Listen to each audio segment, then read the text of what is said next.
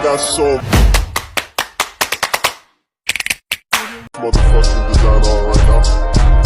Bring it down, bring it down, bring it down. I got 3 old thoughts. Masuknya Islam di Nusantara. Menurut hasil seminar Masuknya Islam di Nusantara tanggal 17 sampai 20 Maret 1953 di Medan, disebutkan bahwa agama Islam masuk ke Nusantara pada abad pertama Hijriah, abad 8 Masehi. Islam masuk ke Nusantara melalui 2 jalur. Yang ke-1, jalur utara, dengan rute dari Arab, Mekah dan Madinah, Damaskus, Baghdad, pantai barat India, Sri Lanka, hingga Nusantara. Yang kedua, jalur selatan, dengan rute dari Arab, Mekah dan Madinah, Yaman, Gujarat, Sri Lanka, dan Nusantara. Daerah pertama di Nusantara yang dimasuki Islam adalah pantai Sumatera bagian utara.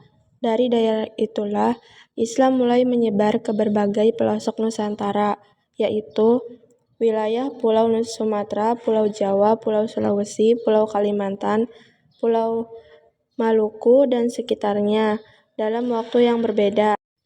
Dengan waktu yang tidak lama, Islam telah tersebar ke seluruh pelosok pulau, sehingga mayoritas bangsa beragama Islam. Hal itu disebabkan antara lain sebagai berikut. Yang ke-1, adanya dorongan kewajiban bagi setiap muslim atau muslimah, khususnya para ulama, untuk berdakwah sesuai dengan kemampuannya masing-masing. Yang kedua, adanya kesungguhan hati dan keuletan juru dakwah untuk berdakwah secara terus-menerus kepada keluarga, tetangga, dan masyarakat sekitarnya sesuai dengan firman Allah Subhanahu wa Ta'ala. Quran Surat An-Nahl ayat 125. A'udzubillahi minasyaitonirrajim. Bismillahirrahmanirrahim. Ud'u ila sabili rabbika bil hikmati wal mau'idotil hasanati wajadilhum billati hiya ahsan. Artinya, serulah manusia kepada jalan Tuhanmu dengan hikmah, perkataan yang tegas dan benar yang dapat membedakan antara yang baik dengan yang batil, dan pelajaran yang baik, dan bantalah mereka dengan cara yang lebih baik. Yang ketiga, persyaratan untuk masuk Islam sangat mudah, hanya dengan menggunakan 2 kalimat syahadat. Yang keempat, ajaran persamaan hak dalam agama Islam. Yang kelima, raja-raja Islam yang ada di berbagai Nusantara ikut berperan aktif melaksanakan kegiatan dakwah Islamiyah, khususnya terdapat rakyat mereka.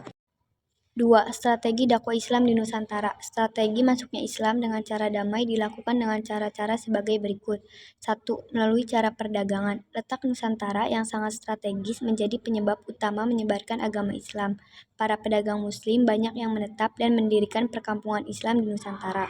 2. Melalui pernikahan. Karena para pedagang Islam tinggal lama di Nusantara, menyebabkan pribumi tertarik untuk menikahkan anak gadis dengan para pedagang. 3. Melalui pendidikan. Para ulama berdakwah melalui pendidikan di pesantren, masjid, musola. Mereka mengajarkan pengetahuan Islam kepada para santri. 4. Melalui kesenian wayang kulit, merupakan salah satu media kesenian untuk berdakwah kepada penduduk lokal. Sunan Kalijaga adalah salah satu tokoh yang menggunakan alat tersebut untuk mengenalkan Islam. 5. Melalui pengobatan. Pengobatan diberikan secara ulama dalam menyebarkan agama Islam.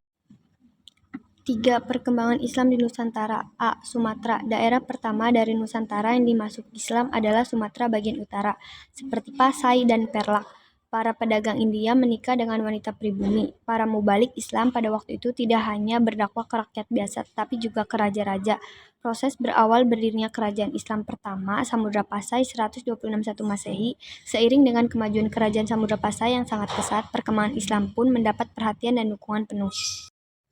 Jawa, penemuan makam Siti Fatimah binti Maimun di daerah Leran atau Gresik yang wafat tahun 1101 Masehi dapat dijadikan tanggak awal kedatangan Islam di Jawa sejak akhir abad ke-13 Masehi hingga abad-abad berikutnya, terutama sejak Majapahit mencapai puncaknya. Bukti-bukti proses pengembangan Islam ditemukan lebih banyak. Untuk masa-masa selanjutnya, pengembangan Islam di Tanah Jawa dilakukan oleh para ulama dan mubalik yang kemudian terkenal dengan sebutan Wali Songo atau 9 wali. Nama-nama asli Wali Songo. Sunan Gresik bernama asli Maulana Malik Ibrahim. Sunan Ampel bernama asli Raden Rahmat. Sunan Bonang bernama asli Raden Maulana Makdum Ibrahim. Sunan Giri bernama asli Muhammad Ainul Yakin. Sunan Kudus bernama asli Jafar Shadiq. Sunan Gunung Jati bernama asli Syarif Hidayatullah. Sunan Kalijaga bernama asli Raden Said. Sunan Muria bernama asli Raden Umar Said atau Raden Said. Sunan Derajat bernama asli Raden Qasim atau Syarifuddin. Sulawesi, sejak abad ke-15 Masehi, sudah didatangi oleh para pedagang Muslim dari Sumatera, Malaka, dan Jawa. Kerajaan Gorontalo telah terdapat kelompok masyarakat Muslim dalam jumlah yang besar. Kemudian, atas jasa Dato Ribandang dan Dato Sulaimana, penyebaran dan pengembangan Islam menjadi lebih intensif dan mendapat kemajuan pesat. Setelah menjadi kerajaan bercorak Islam, Goa melakukan peluasan kekuasaannya. Goa menjadi pelabuhan dagang yang ramai dan mendatangkan keuntungan yang sangat besar. Kalimantan merupakan pulau yang paling luas. Hal ini berpengaruh terhadap penyebaran Islam di pulau ini. Berdasarkan Hikayat Banjar, Pangeran Samudra meminta bantuan Kerajaan Demak, Sultan Trenggono untuk memerangi Kerajaan Daha. Dengan perjanjian apabila Kerajaan Daha dapat dikalahkan, Pangeran Samudra bersama rakyat bersedia masuk Islam.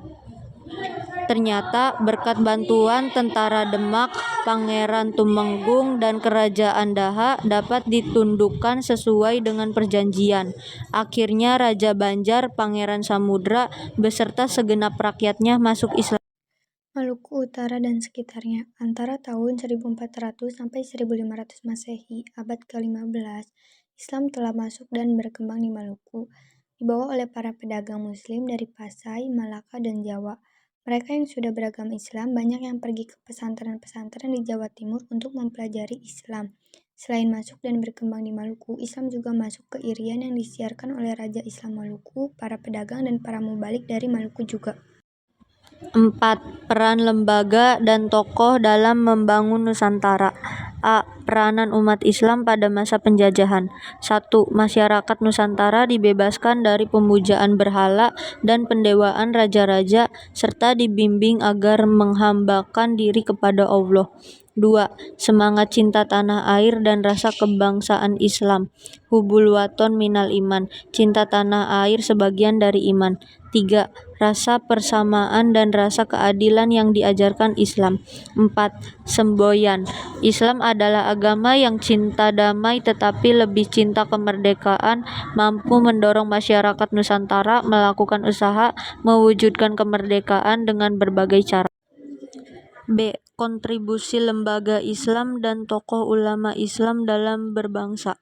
Bangsa Portugis datang dari Eropa Barat ke dunia Timur, termasuk Nusantara, dengan semboyan Gold Glory Gospel. Untuk mewujudkannya, bangsa Portugis menghalalkan segala cara, antara lain tahun 1511 merebut Bandar Malaka dari Malaka bangsa Portugis, melebarkan pengaruh dan kekuasaannya ke Kepulauan Maluku, Sunda Kelapa, mengadu domba dua kerajaan Islam, Ternate dan Tidore.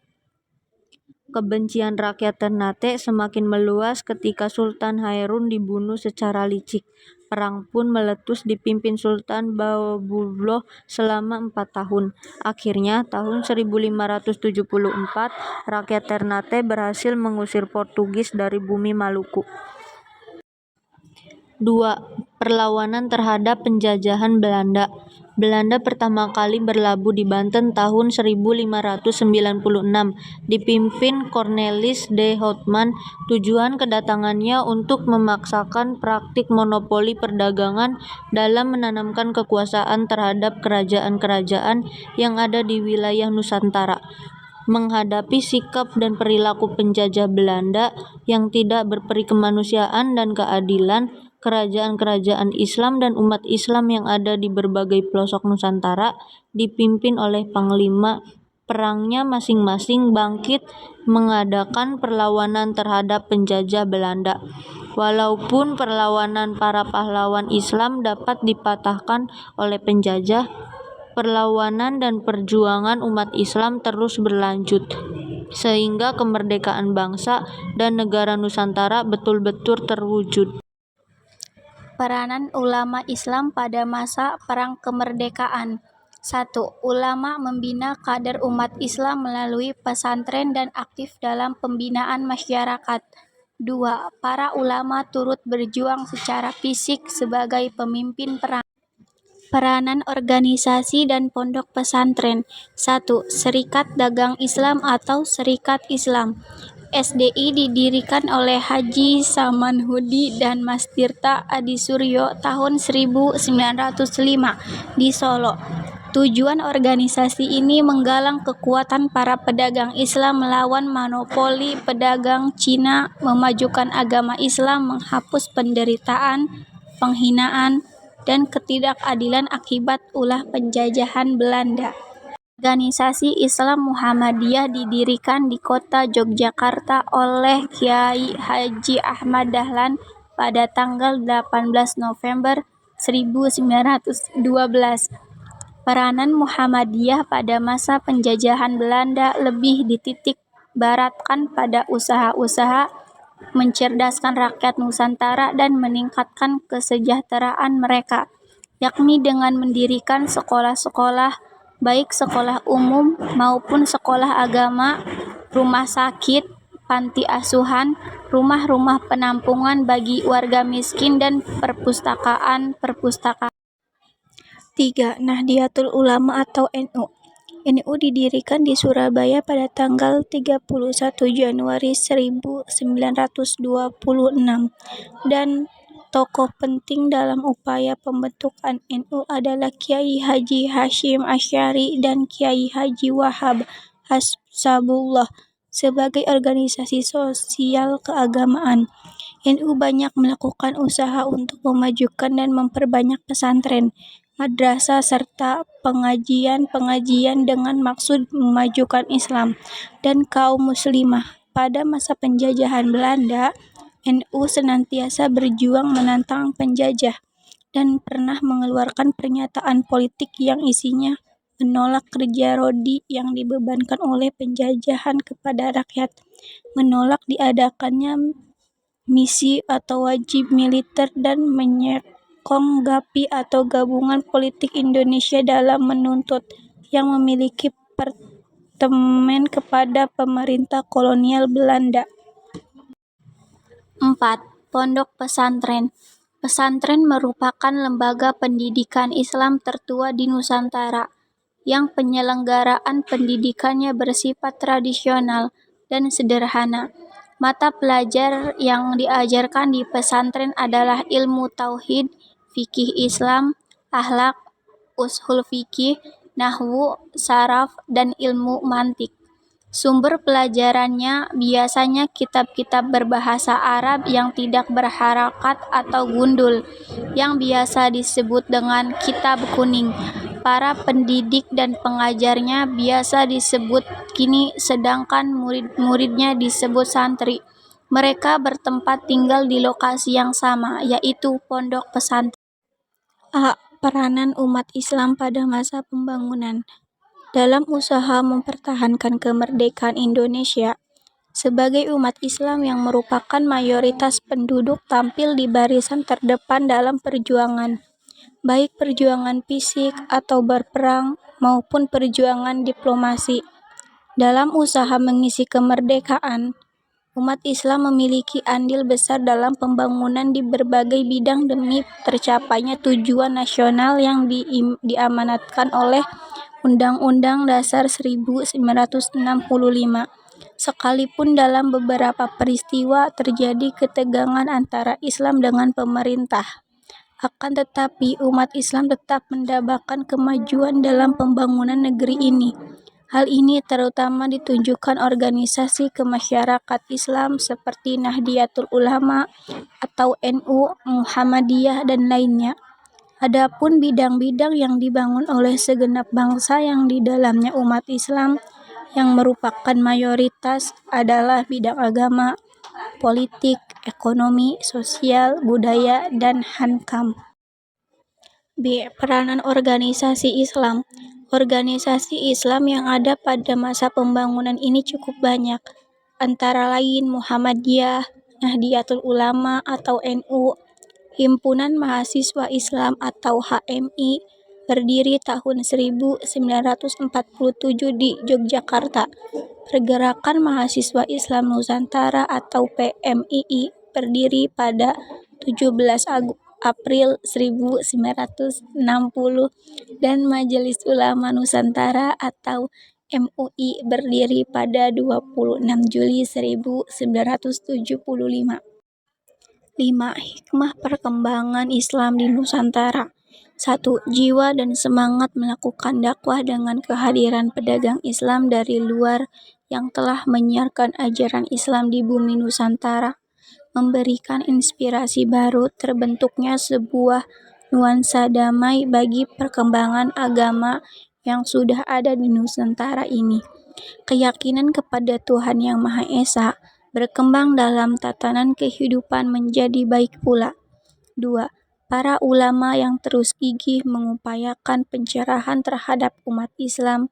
Dakwah dilakukan dengan lisan dan tulisan. Hasil karya para ulama berupa kitab kuning dan buku literasi sangat berharga untuk jadikan sumber pengetahuan. 3. Pencerahan yang berkemajuan telah memberikan keteladanan kesuksesan berliterasi dan berkarya untuk mewujudkan masyarakat Islam gemar membaca dan mendalami Al-Quran. 4. Keterampilan dalam mempercaya hasanah, bentuk bangunan dan model arsitektur bangunan seperti masjid, tempat ibadah, bersahabatan dengan kultur masyarakat.